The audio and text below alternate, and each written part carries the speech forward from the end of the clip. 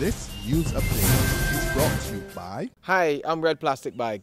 Anyone who knows me knows I don't like cold.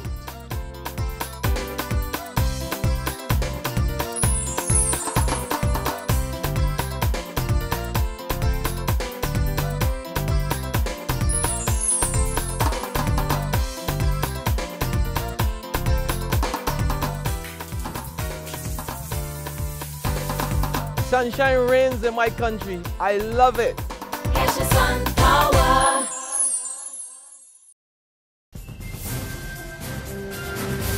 This is the 7 a.m. Barbados Today update for Thursday, June the 5th, 2014. I'm Emmanuel Joseph.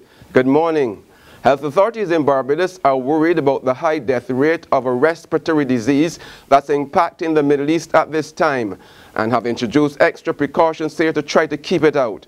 Acting Chief Medical Officer Dr. Elizabeth Ferdinand says MERS, or Middle East Respiratory Syndrome, tends to kill more than half of those who contract it. The thing about MERS and also some of the influenzas that are stirring in China and Asia is that the mortality rate is much higher than the regular influenza that we tend to get. So 50 to 60% mortality for MERS is very, very high when it comes to influenza diseases. So that's why we are worried and concerned and pay extra attention to those cases. Dr. Ferdinand says the laboratory in Barbados is playing a critical role in helping health officials to implement early measures to either stave off or better manage new diseases which threaten the island. We have in place surveillance systems where we take swabs of respiratory cases that are occurring in Barbados and we test those to find out what type of virus we are having in Barbados.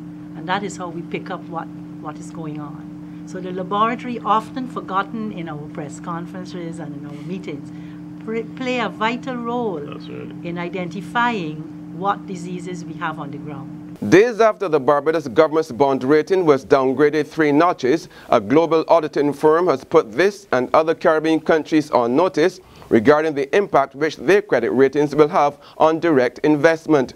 Partner with PricewaterhouseCoopers Canada Richard Desloriers warns that Caribbean islands with low credit ratings have a very slim chance of attracting quality investors for certain types of projects such as public-private sector partnerships. And you need to have governments that have sufficient know-how to do these, because you don't want government to be entering into these contracts without understanding them well.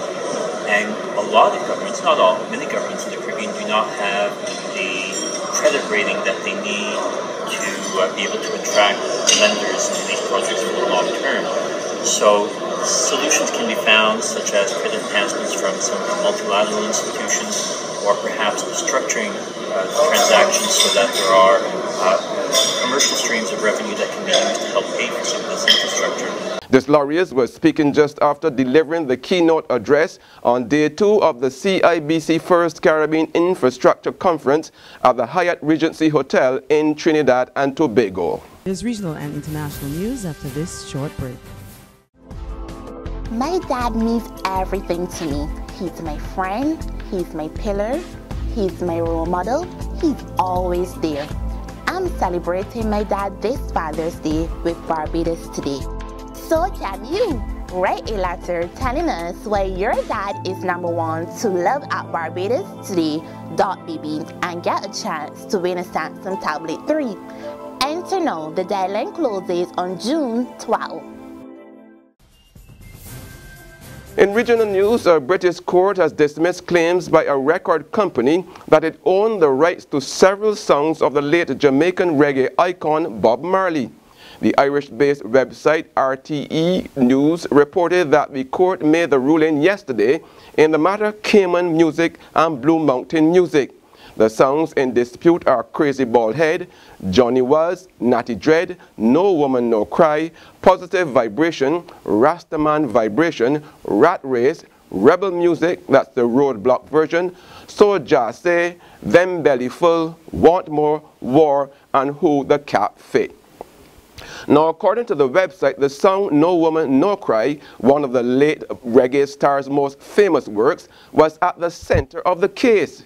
The case was based on the construction of an agreement made in 1992, 11 years after Marley's death from cancer at age 36, under which copyrights in various musical works were transferred by Cayman Music. And finally, on the international scene, some 208 people have now died from the Ebola virus in Guinea after a deadly spike in recent days.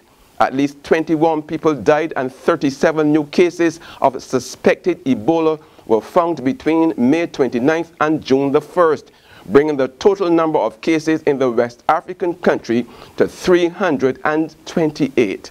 Of these, 193 have been confirmed by laboratory tests. There is no cure or vaccine for Ebola, one of the world's deadliest viruses. That's been the 7 a.m. update. Join us again at noon. Until then, log on to www.barbadostoday.bb, subscribe to our e-paper, and like us on Facebook to get more news and sports. I'm Emmanuel Joseph. This news update is brought to you by... Hi, I'm Red Plastic Bag. Anyone who knows me knows I don't like cold.